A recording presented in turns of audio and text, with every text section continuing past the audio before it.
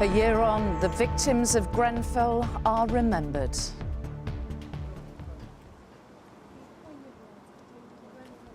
In the shadow of the tower block, those who lost their family, friends and neighbours fell silent together, then held a church service for the 72 who died in the fire. Those who we have physically lost will never, ever, ever be forgotten. The Queen paid her own tribute, going green for Grenfell as she joined mourners across the country. Also on the programme, 4,600 jobs go at Rolls-Royce and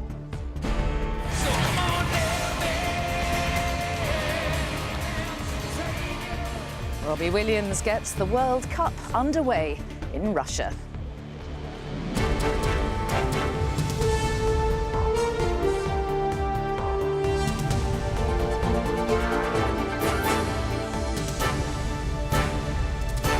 This is the ITV Evening News with Mary Nightingale at Grenfell Tower.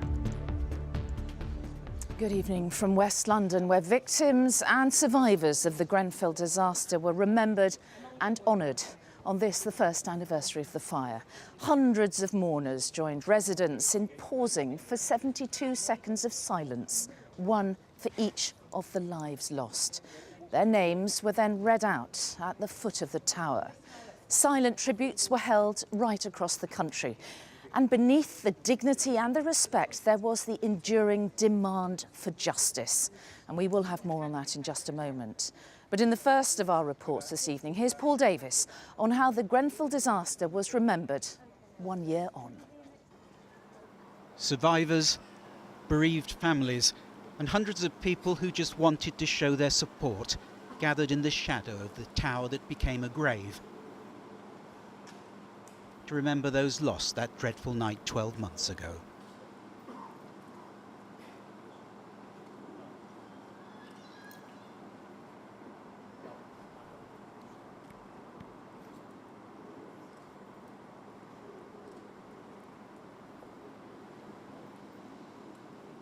"72 seconds silence, a second for every life."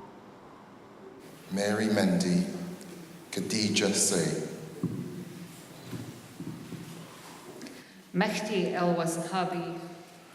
Each of those lost remembered by name in church services around the tower. At Fire Brigade headquarters, they shared the loss they tried but were unable to prevent.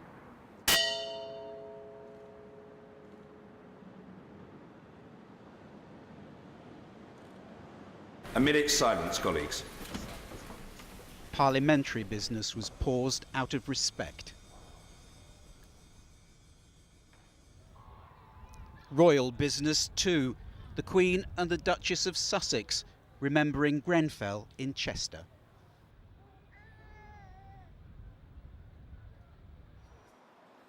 Commemorations had begun much earlier.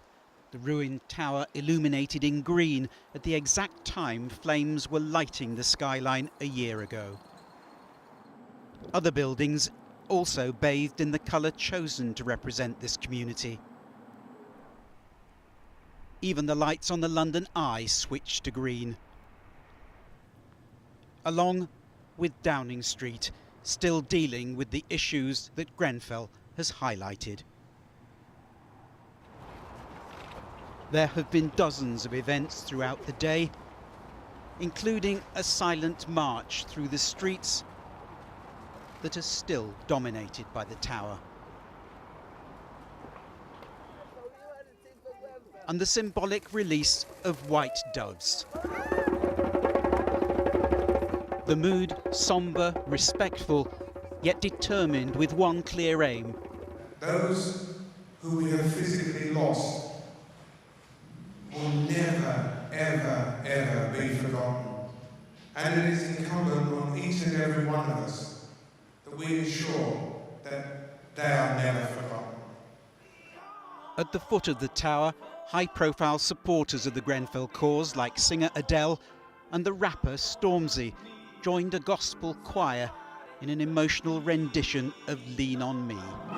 You just call on me, brother, when you need a hand. We all need somebody to lean on. I just might have a problem having you understand. We all need somebody to oh, yeah, lean on me when you're not strong.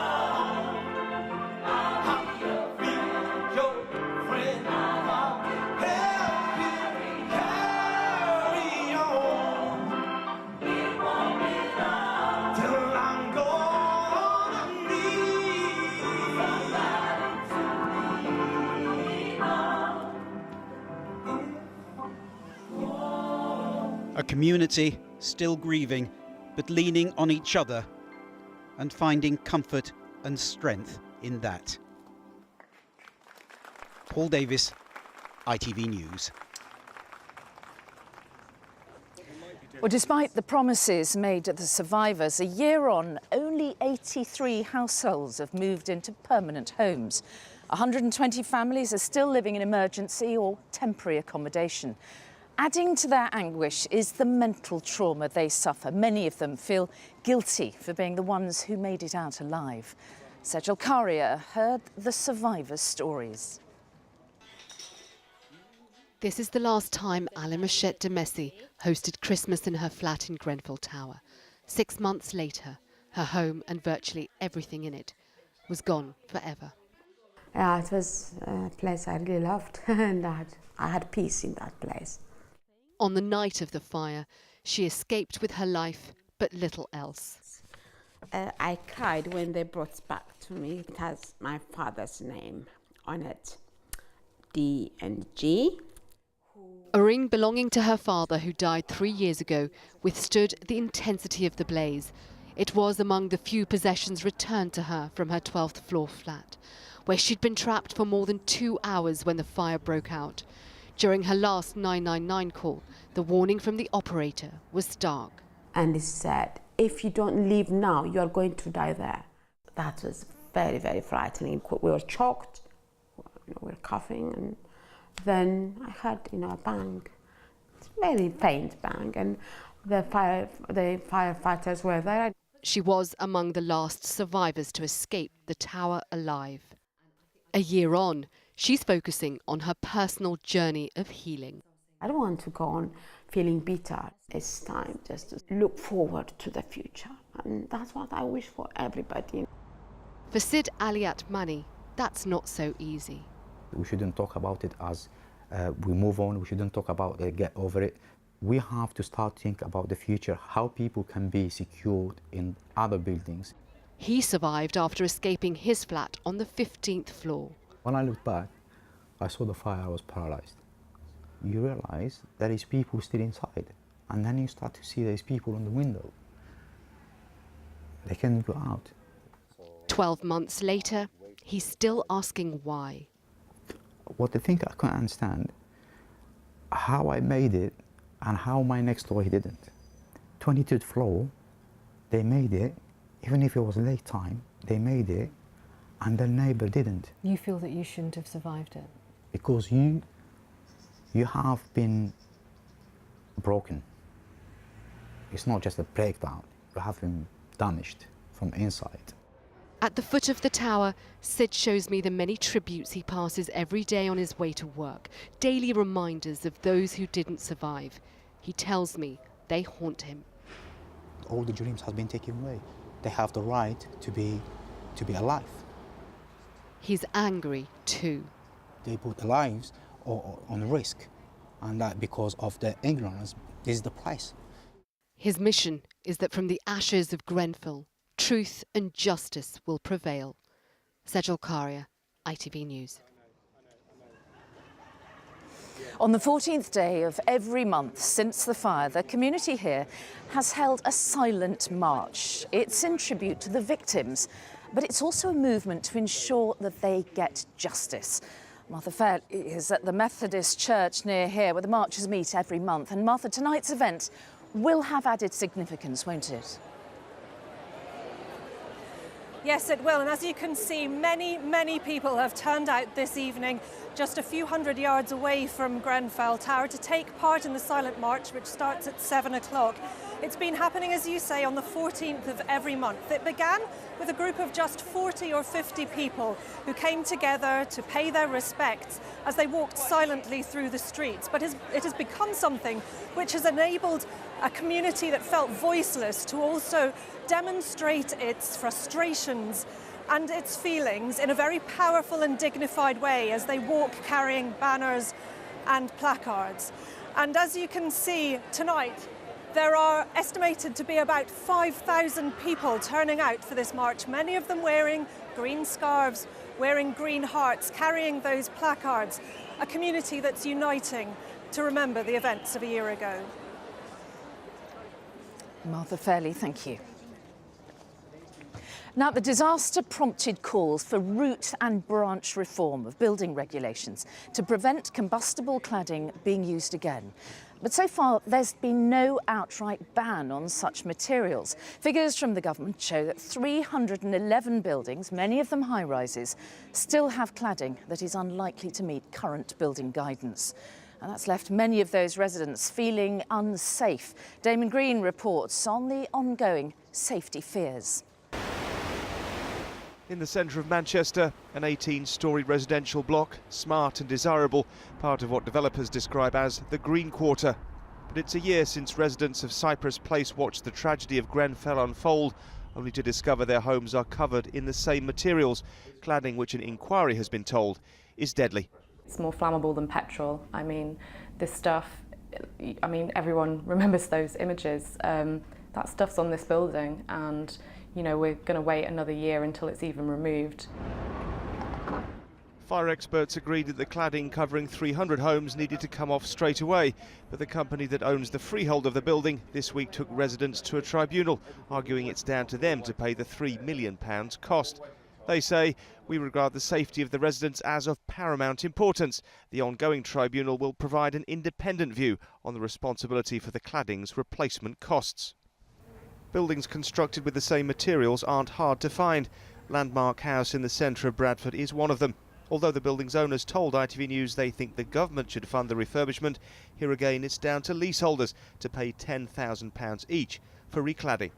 Tim, who owns a flat here, says he can't believe it. I feel outraged that we're in this position. I feel outraged that the building's still got dangerous cladding on, and that we're having to pay for that, replacing ultimately, and pay for the walk-in watch. It's ridiculous. We can't remortgage, we can't sell. The property has obviously dropped in value because we can't sell it. As time passes since Grenfell and nothing is done, the uncertainty is affecting lives, costing people money to live in homes where they don't feel safe. Damon Green, ITV News, in Manchester. Later in the programme, I'll be meeting the designers of a memorial mosaic, helping to bring different parts of this community together. That was unveiled this morning. That and the rest of the day's news after the break. Join me then.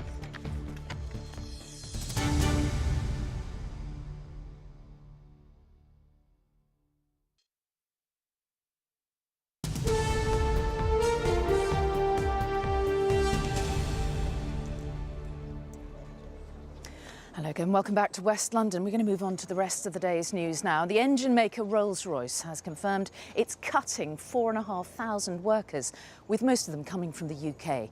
The job losses will fall heavily on managers and administrators at its plant in Derby. Ben Chapman is there tonight. So Ben, what's been the reaction there?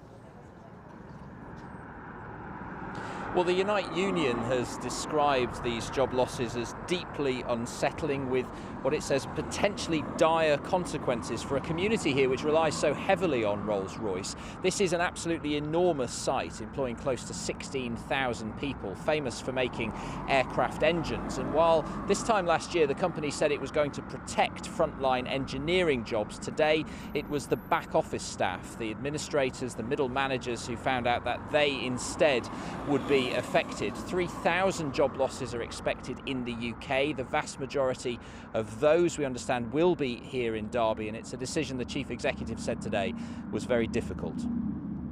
Many of them have worked for Rolls-Royce for a long time. Their parents, even their grandparents, have worked for Rolls-Royce, and we are, acutely aware of the strong link between Rolls-Royce and Derby. However, that awareness makes me think that we absolutely need to secure the future of Rolls-Royce in Derby. Well, he says this company just has to become more efficient if it is to stay competitive. But in a city that has had such close links to this company for well over a century, the sheer number of these job losses will be felt very hard indeed. Ben Chapman in Derby, thank you. Now, the government has confirmed it is relaxing immigration rules to allow more foreign doctors and nurses to work in the NHS. They'll be excluded from a cap introduced by Theresa May when she was Home Secretary that limits the number of non-EU skilled workers allowed into the country. And 4 people smugglers have been jailed for 25 years in Hungary for their part in the deaths of 71 migrants who suffocated in a lorry 3 years ago. Victims from Afghanistan, Syria and Iraq were among the dead, found inside an abandoned lorry in 2015. Now, there was a dream start for Russia's World Cup today, with the hosts winning their opening match in style. They beat Saudi Arabia by 5-0. It followed an opening ceremony where a famous Englishman made a star turn. Emma Murphy reports.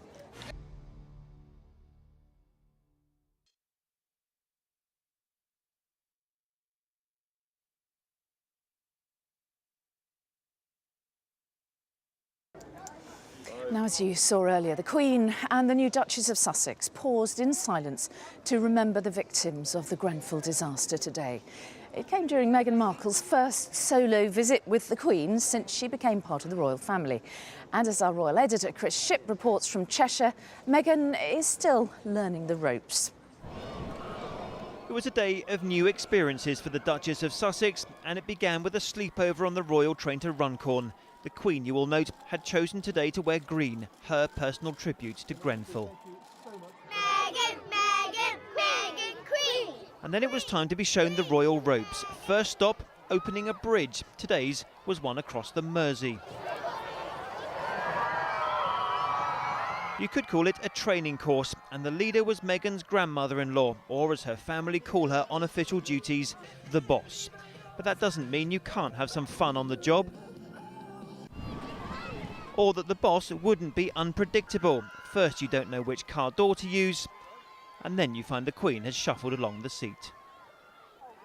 Safely in the car they moved to Chester, where it would be fair to say there were a few people waiting. And what the Queen did on one side of the street, the Duchess was doing on the other.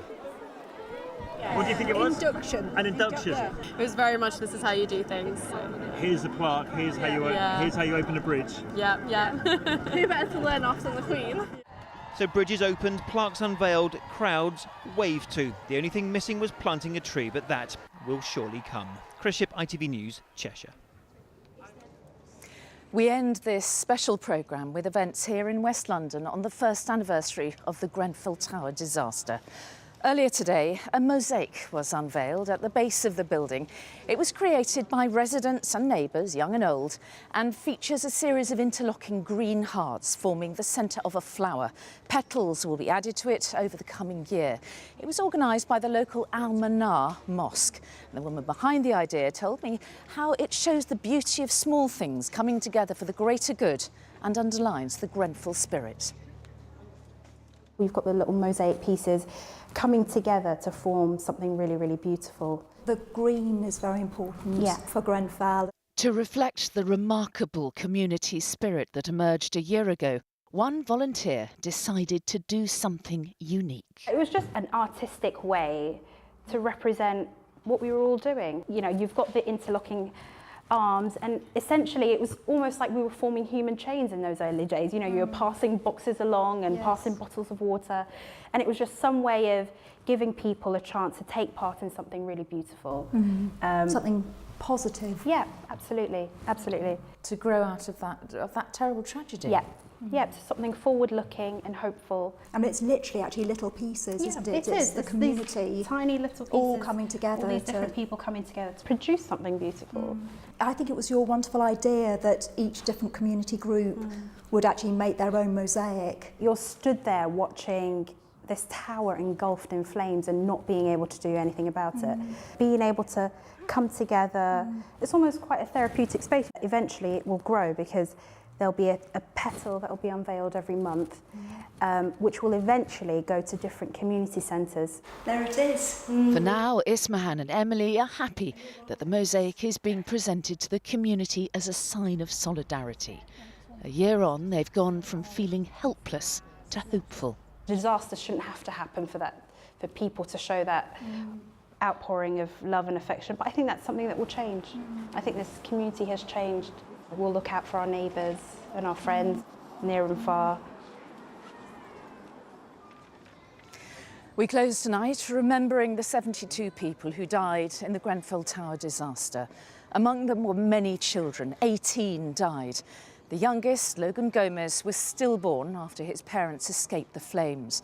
Brothers and sisters perished together, like Mirna, Fatima and Zaymad Chukar. The tower was home to many young people just starting to make their way in life. 24-year-old Khadija Say was a promising artist and photographer. Architects Marco Gottardi and his partner Gloria Trevisan were building their careers and their future together.